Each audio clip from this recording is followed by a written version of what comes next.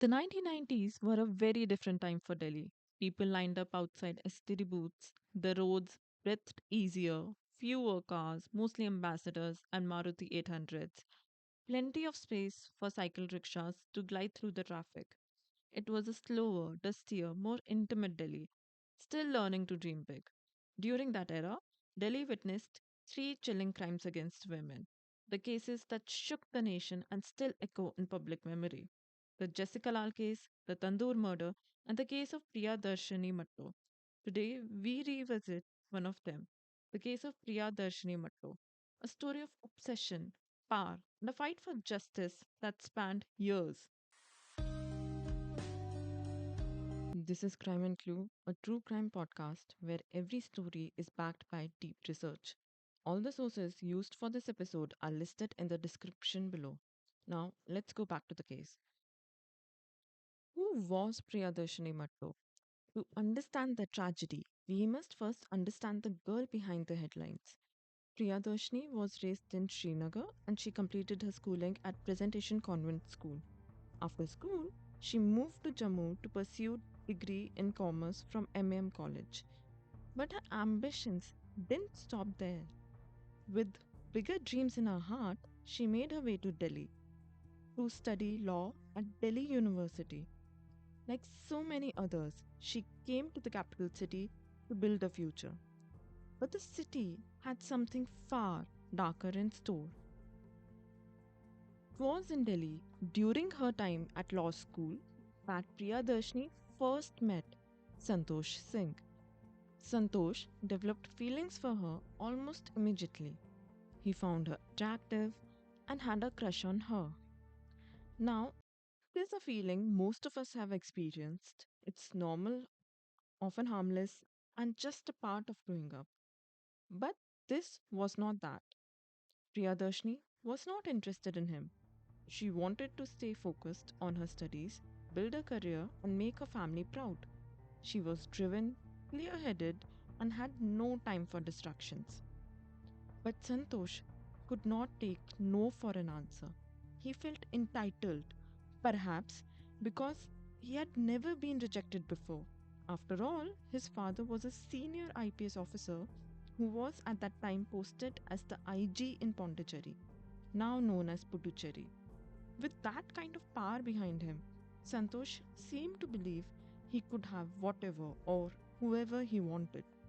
So instead of stepping away, he began to harass and stalk Priyadarshini. The very person he claimed to like, he started pressuring into a relationship. To give you just a glimpse of what Priyadarshini had to endure, Santosh continued to follow Priyadarshini even after he graduated in December 1994. For the next 1 year, he kept coming back to the college not to study but to harass and stalk her.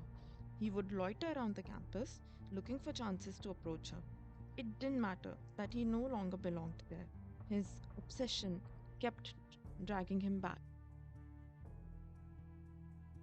He followed her to multiple places, including her university and even her home, confronting her in quiet, isolated spots.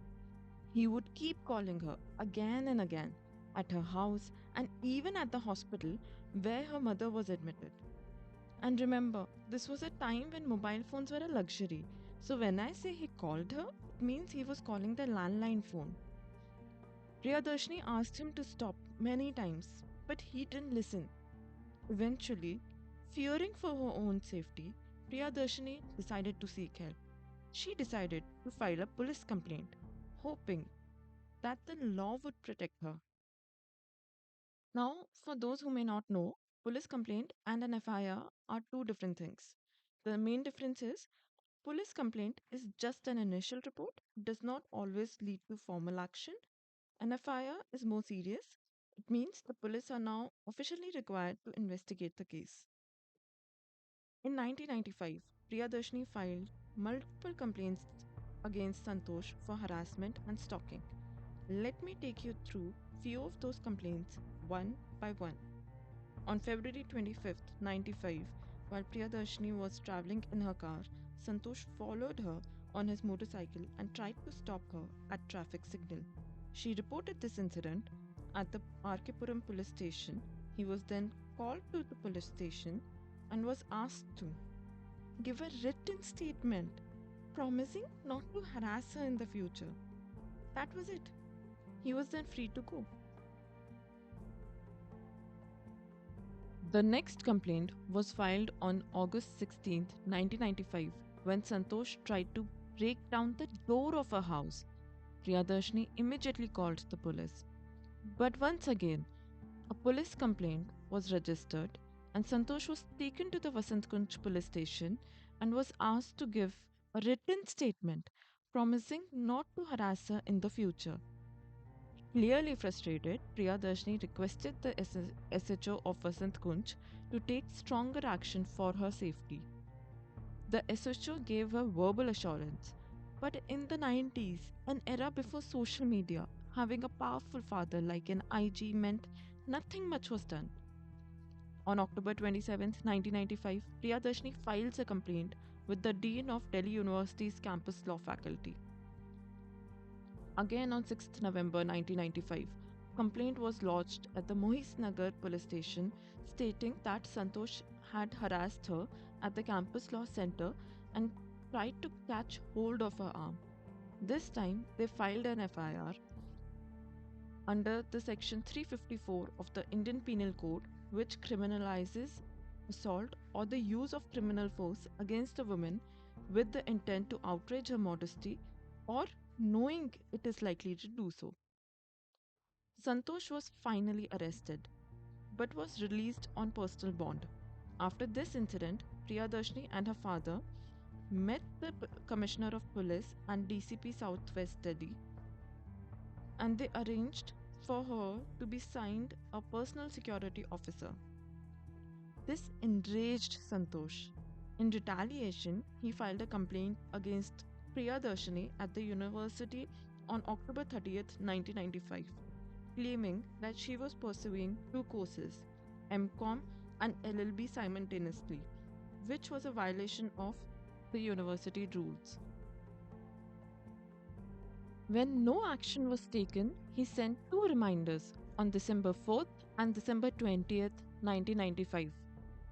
This ultimately led to the withholding of Priyadarshini's LLB 5th semester results.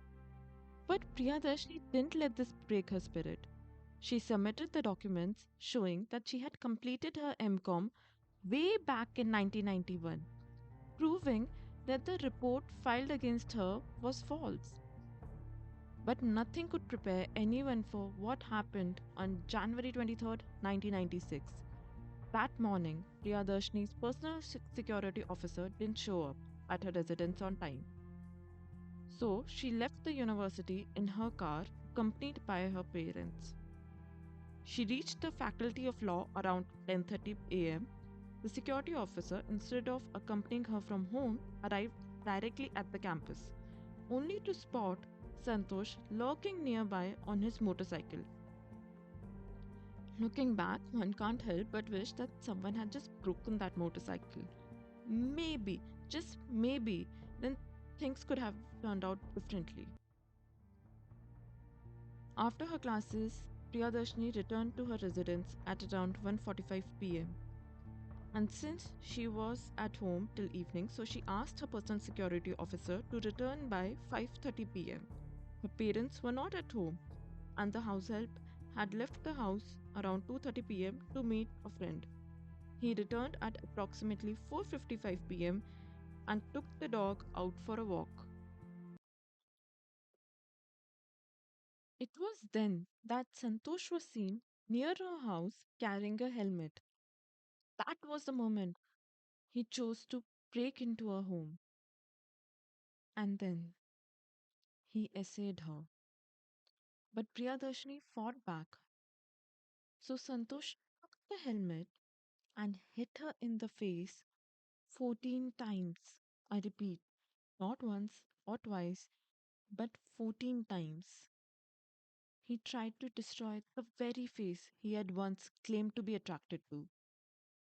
But even after enduring that unimaginable pain, Priyadarshini was still fighting for her life. So he took an electric wire and strangled her to death. Then he dragged her lifeless body under the bed, attempting to conceal his crime, and left the house. I don't know how someone so disgusting can even exist. Just narrating this makes me sick. At 5:30 p.m., her personal security officer arrived at her residence along with a constable. They first rang the bell, but no one answered. Then they went to the other door that led to the courtyard. They, they knocked, but again there was no response. That's when they noticed the door was slightly open. So they went inside. Upon entering her bedroom, they discovered Priyadarshini's lifeless body under the bed. They then went to the dining room and called the police. Soon after, the police and a forensic team arrived at the crime scene. They collected all the evidence they could. Since everyone suspected Santosh, so he was sent for a medical examination to collect hair samples, nail scrapings, and check for any injuries indicating a struggle. That's when they found out that he had an injury in his right hand, probably caused by a blunt object. After the medical checkup, Santosh was briefly questioned and then sent back home. He was then asked to report to the police station on January 25th, 1996 for proper interrogation. January 25th was also the day Priyadarshini's post-mortem was conducted. According to the report, she died of asphyxia due to ligature strangulation with a soft material. But here's the chilling part: the injuries on her body were so severe, the doctors said that they were enough to cause death on their own, even without the strangulation. The case was transferred to the CBI to ensure a fair investigation, considering that Santosh's father held a powerful position in the police. The CBI took over the investigation and the case eventually went to the trial. In 1999, during the trial, Additional Sessions Judge G.P. Thareja delivered a judgment that would go on to be recognized as one of the most controversial judgments. While he acknowledged that Santosh was likely the one who committed the crime, but said due to lack of evidence, he was forced to acquit him, citing benefit of the doubt. The judge heavily criticized the Delhi police for their inaction during the investigation. He mentioned that Santosh's father, senior police officer, might have used his influence to derail the case. According to the judge, the police had deliberately failed to act properly, and the rule of law didn't seem to apply to the children of those in power. There was also crucial evidence, like a broken helmet, that should have linked Santosh to the crime, but it was poorly presented. As a result, the defense was able to dismiss it. The judge also called out the CBI for failing to produce a key witness, Priyadarshini's house help. While the police claimed he was missing, yet in the aftermath, a journalist found him easily in his village. Furthermore, the judge found that the DNA test in the case was improperly handled and could not be used as valid evidence. Though the judge believed Santosh was the one who committed the crime, the mishandling of the investigation and evidence led to his acquittal. Since Santosh was a free man, he got married and became a practicing lawyer in Delhi. But this was not the end of the case. What followed was years of struggle for justice, candle marches, growing media pressure, and the relentless efforts of Priyadarshini's family and friends.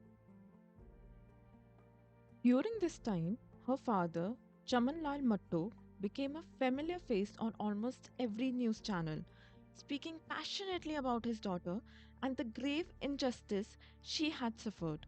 His unwavering presence kept the case alive in public's memory and brought national attention to the failures of the system. It was around the same time that public outrage was at its peak after the shocking acquittal in the Jessica Lal case, another high profile Delhi murder trial. The similarities in both cases: powerful accused, delayed justice, and media spotlight. sparked a nationwide demand for accountability. The outrage and demand for reform pushed Priyadarshini's case back into focus. Finally, in 2006, 10 years after Priyadarshini's murder and 7 years after Santosh's acquittal, the High Court found him guilty and sentenced him to be hanged till death. The very DNA evidence which was dismissed in the trial court was now accepted in the High Court. Priyadarshini was finally given justice, and what seemed like her family's decade long fight came to an end, but even that wasn't the final chapter. Santosh went on to appeal in the Supreme Court. His defense questioned the validity of the DNA report and raised concerns about the trial by media, suggesting that the intense media coverage may have influenced the verdict. In October 2010, the Supreme Court upheld Santosh Singh's conviction but reduced his death sentence to life imprisonment. Priyadarshini's father expressed disappointment with the CBI for not challenging this reduction in sentence. This case didn't just expose a killer, it exposed a system that bends for the powerful until someone stands up and says enough. This was the first episode of Crime and Clue. Any feedback would be appreciated. Thank you and take care.